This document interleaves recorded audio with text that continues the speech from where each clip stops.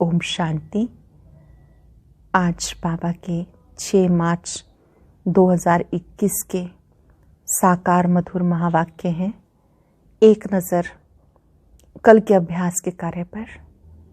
बहुत सुंदर हमने अभ्यास किया कि मैं प्राप्ति स्वरूप सद्बुद्धिवान आत्मा हूँ।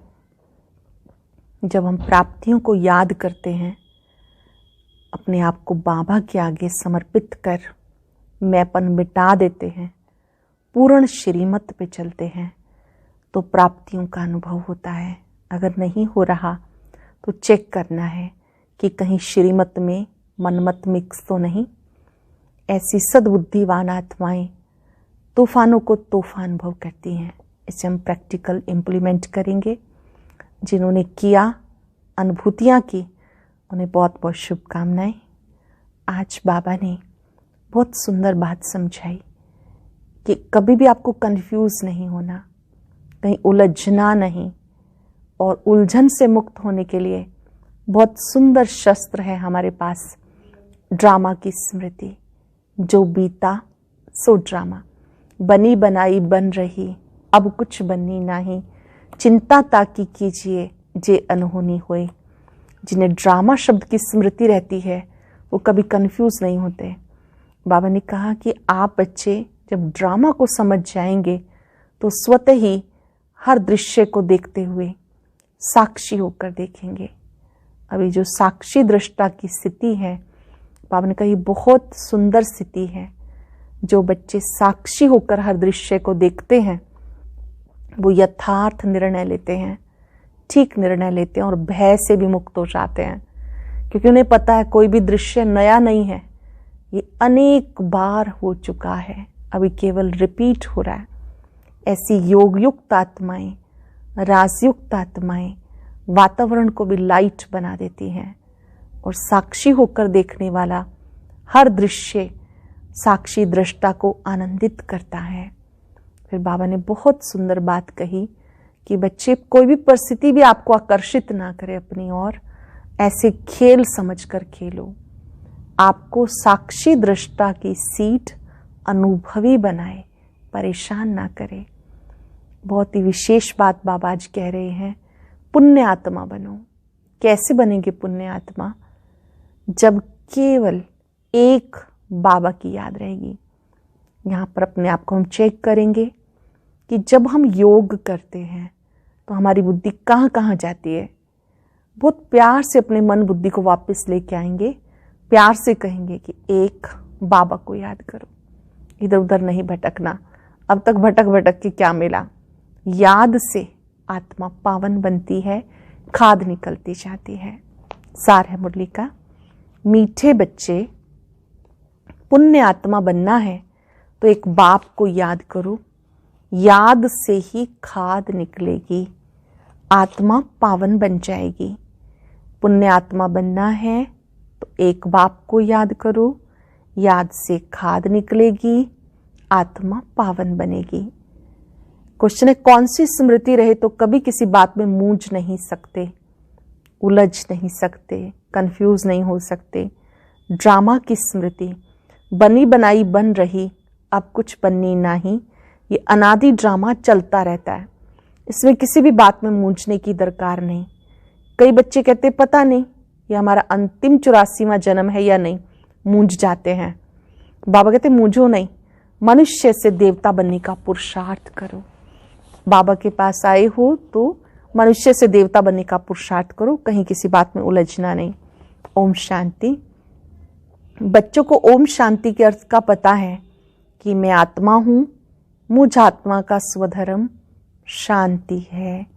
मैं आत्मा शांत स्वरूप हूँ, शांति धाम की रहने वाली हूँ। ये लेसन पक्का करते जाओ। ये कौन समझा रहा है? ये लेसन कौन दे रहा है? शिव बाबा। याद भी करना है शिव बाबा को। उनको अपना रथ नहीं है, इसलिए उनको बैल दे देते हैं। मंदिरों में भी बैल रख दिया, इसे कहा जाता पूरा अज्ञान। बाबा समझाते बच्चों को अथवा रूहों को, यह है रूहों का बाप शिव। इनके नाम तो बहुत हैं, परंतु बहुत नाम से मूंझ पड़े। वास्तव में इनका नाम है सदा शिव। शिव जयंती भी भारत में मनाते हैं। वह निराकार बाबा है, आकर पतितों को पावन बनाते हैं। शिव बाबा निराकार बाबा है, वो आकर क्या करते हैं?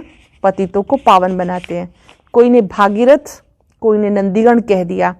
बाबा बताते मैं कौन से भाग्यशाली रथ में आता हूँ? मैं ब्रह्मा तन में प्रवेश करता हूँ, ब्रह्मा द्वारा भारत को स्वर्ग बनाता हूँ। तुम सब भारतवासी जानते हो ये लक्ष्मी नारायण राज्य करते थे। तुम सब भारतवासी बच्चे आदि सनातन देवी देवता धर्म वाले थे, स्वर्गवासी थे। 5000 वर्ष पहले जब मैं आया था तो सबको सतो प्रधान स्वर्ग का मालिक बनाया था। फिर पुनर्जन्म लेना पड़े।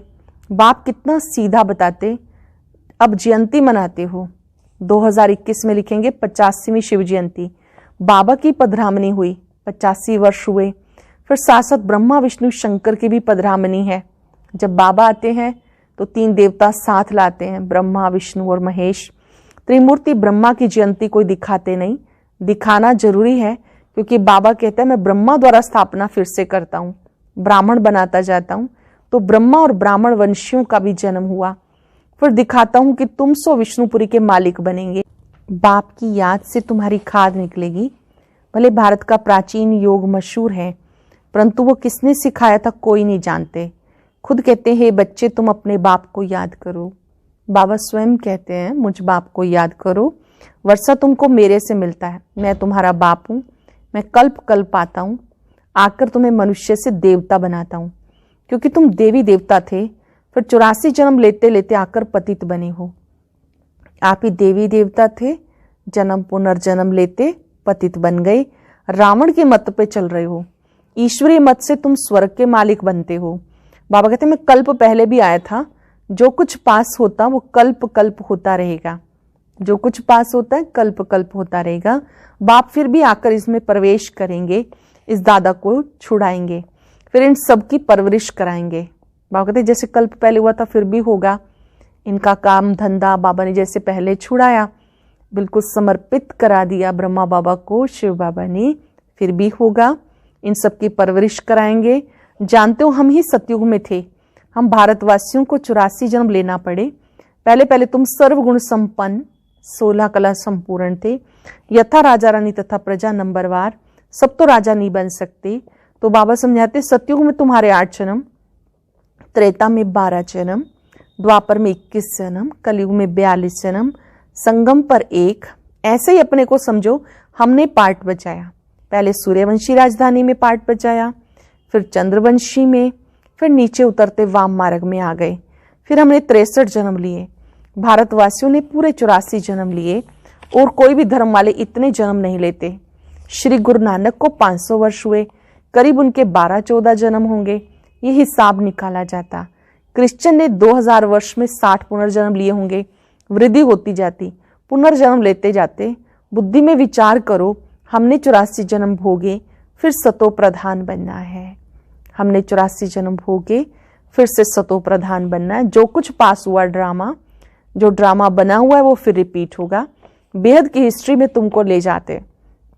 तुम पुनर्जन्म लेते आए, अब तुमने 84 जन्म पूरे किए। फिर बाबा ने स्मृति दिलाई कि तुम्हारा घर शांति धाम है। 1 सेकंड के लिए अनुभव करेंगे, मैं शांति धाम में हूं, शांति सागर के पास हूं, मेरे चारों ओर शांति है। आत्माओं के इस देश में जहां हम परम पिता के समीप हैं, शांति धाम। बाबा कहते ये घर की स्मृति भी बाबा ने दिलाई। आत्मा का रूप क्या है? बिंदी। वहां जैसे बिंदियों का झाड़ है, आत्माओं का भी नंबरवार झाड़ होता, नंबरवार नीचे आना होता। परमात्मा भी बिंदी है। ऐसे नहीं कि इतना बड़ा लिंग है। बाबा कहते तुम हमारे बच्चे बनते हो तो मैं तुम्हें स्वर्ग का मालिक बनाता हूँ। पहले तुम हमारे बने, फिर मैं तुम्हें पढ़ाता हूँ। कहते हो बाबा हम तुम्हारे हैं, साथ साथ पढ़ना भी है। सिर्फ इतना कहने से काम नहीं चलेगा कि मैं बाबा का हूँ। बाबा कहते फिर पढ़ना भी है। हमारे बने, तुम्हारी पढ़ाई शुरू हो गई। बाबा कहते तुम्हारा अंतिम जन्म है, कमल पुष्प समान पवित्र बनूं। बच्चे वायदा करते बाबा हम आपसे वर्षा लेने के लिए आए हैं, अब पतित नहीं बनेंगे। 63 जन्म पतित बने। ये 84 जन्मों की कहानी है। बाबा करके सहज करके बताते। जैसे लौकिक बाप बताते हैं, यह है बेहद का बाप। वो आकर रूहों से बच्चे बच्चे कह के बात करते हैं। शिवरात्रि भी मनाते हैं। ये है आधा कल्प का दिन, आधा कल्प की रात। अब है रात का अंत, दिन के आदि का संगम। भारत सतयुग था तो दिन था। सतयुग त्रेता को ब्रह्मा का दिन कहा जाता। तुम ब्राह्मण हो ना, तुम ब्राह्मण जानते हो हमारी अब रात्रि है, तमो प्रधान भक्ति है। दर दर भटकते रहते हैं, सबकी पूजा करते रहते हैं। टिवाटे की भी पूजा कर देते हैं। जहाँ 3 रास्ते मिलते हैं उस टिवाटे की भी पूजा करने लगते। मनुष्य के शरीर की भी पूजा करते। सन्यासी लोग अपने को शिवोहम कह बैठ जाते, फिर माताएं जाकर उनकी पूजा करती। बाबा बहुत अनुभवी है। बाबा कहते हमने बहुत पूजा की, परंतु उस समय ज्ञान तो था नहीं। फल चढ़ाते थे, लोटी चढ़ाते थे मनुष्य पर, ये भी ठगी हुई ना। परंतु ये सब फिर भी होगा। भक्तों का रक्षक है भगवान, क्योंकि सब दुखी हैं। बाबा समझाते, द्वापर से लेके तुम गुरु करते आए, भक्ति में उतरते आए, अब तक भी साधु लोग तो साधना करते हैं।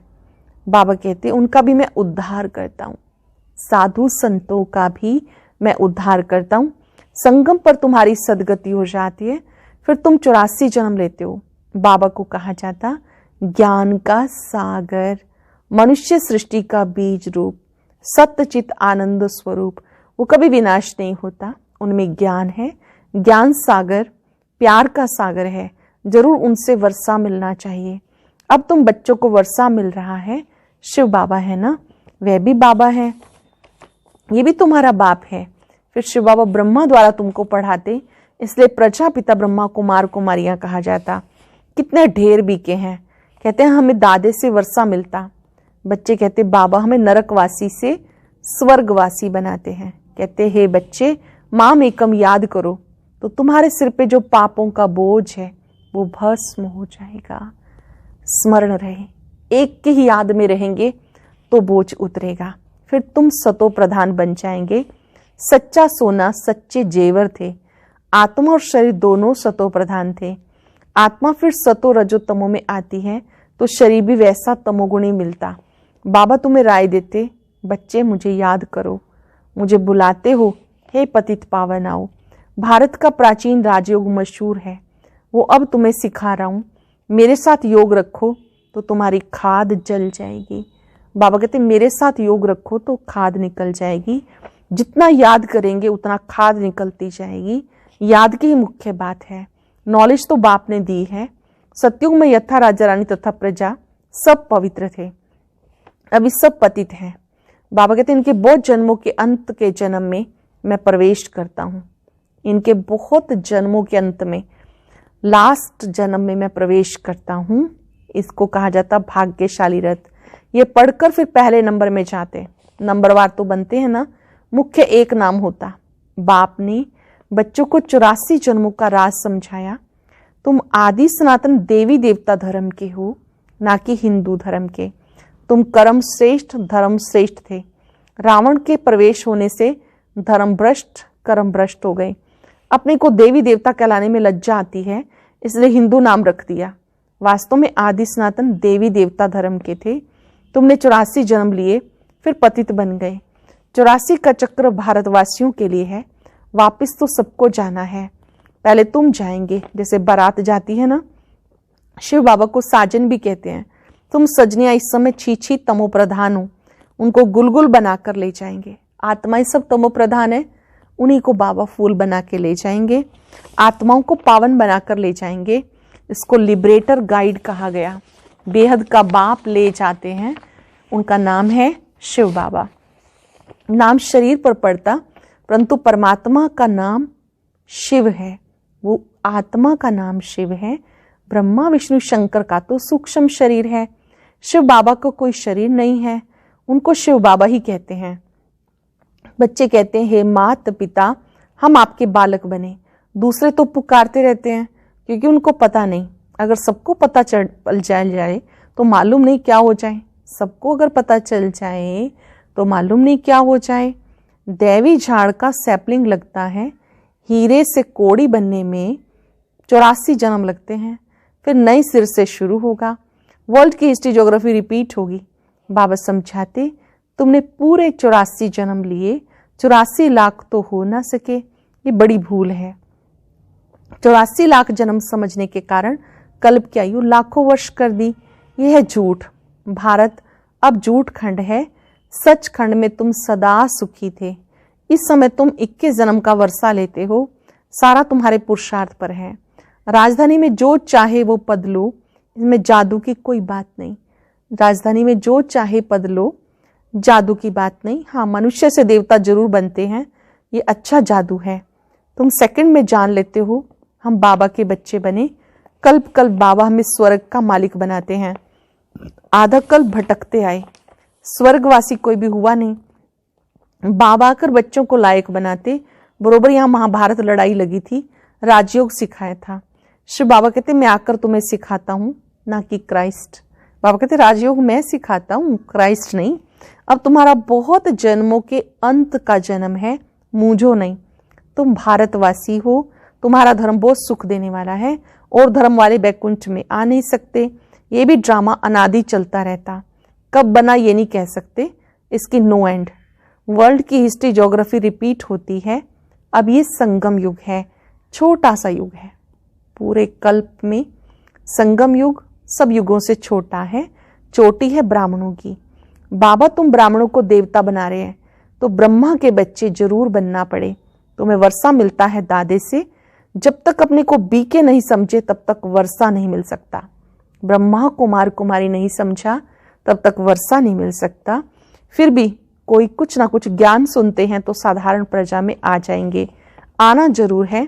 शिव बाबा ब्रह्मा द्वारा ब्राह्मण देवता क्षत्रिय धर्म की स्थापना करते हैं। सिवाय गीता के दूसरा कोई भी शास्त्र है नहीं। गीता है सर्वोत्तम दैवी धर्म का शास्त्र, जिससे 3 धर्म स्थापन होते। ब्राह्मण भी यहाँ बनना है, देवता भी यहाँ बनेंगे।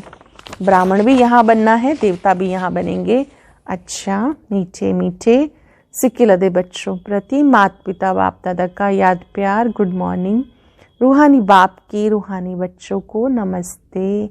रूहानी बच्चों की रूहानी बाप दादा को नमस्ते, गुड मॉर्निंग।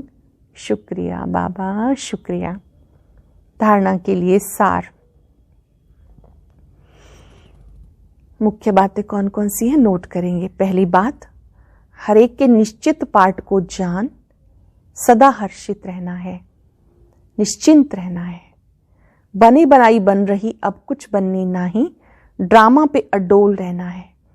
छोटे से संगम युग पर बाबा से पूरा वर्षा लेना है। याद के बल से खाद निकाल स्वयं को कौड़ी से हीरे जैसा बनाना है। याद के बल से खाद निकाल स्वयं को कौड़ी से हीरे जैसा बनाना है। मीठे झाड़ के सैपलिंग में चलने के लिए लायक बनना है। मीठे झाड़ के लिए सत्युग की दुनिया में जाने के लिए लायक बनना है। वरदान, आश्चर्यजनक दृश्य देखते हुए पहाड़ को राई बनाने वाले साक्षी दृष्टा भव। आश्चर्यजनक दृश्य देखते हुए पहाड़ को राई बनाने वाले साक्षी दृष्टा भव। संपन्न बनने में अनेक नए नए आश्चर्यजनक दृश्य सामने आएंगे, लेकिन वो दृश्य साक्षी दृष्टा बनाए, हिलाए नहीं। जो भी दृश्य सामने आए, कोई आश्चर्य वाला भी लगे, तो बाबा कहते वो आपको साक्षी दृष्टा बनाए, हिलाए नहीं। साक्षी दृष्टा की स्थिति की सीट पर बैठकर देखने व निर्णय करने से बहुत मजा आता है। भय नहीं लगता, जैसे कि अनेक बार देखी हुई सीन फिर से देख रहे हैं। वो राजयुक्त योगयुक्त बन वायुमंडल को डबल लाइट बनाएंगे। उन्हें पहाड़ समान पेपर भी राई के समान अनुभव होगा। ऐसे बच्चों को पहाड़ जैसा पेपर भी राई के समान, बड़ी बात भी बहुत छोटी सी लगेगी, क्योंकि वो साक्षी दृष्टा की सीट पर सेट है। साक्षी दृष्टा अर्थात कोई भी दृश्य को देखना, समझना, तुरंत प्रतिक्रिया ना करना। बाबा को साथी बनाकर साक्षी होकर के देखने से भय से भी मुक्त हो जाएंगे, निर्णय यथार्थ हो जाएंगे और साथ साथ बड़ी बात भी छोटी लगेगी। इस लोगों ने परिस्थितियों में आकर्षित होने की बजाय उन्हें साक्षी होकर खेल के रूप में देखो। बहुत बड़ी साधना है ये। परिस्थितियों को खेल के रूप में देखना। आज हम अभ्यास करेंगे, मैं साक्षी दृष्टा हूं। ओम शांति। और अभी सुनेंगे आज की अव्यक्त मुरली। इसके लिए ऊपर दिए गए बॉक्स को क्लिक करें